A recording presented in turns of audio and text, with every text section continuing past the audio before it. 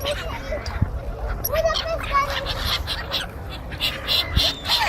e și acolo!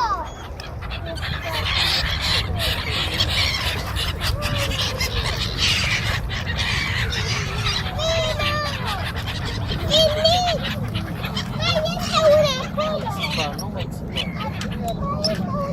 Așa crede toată lumea că mă poți să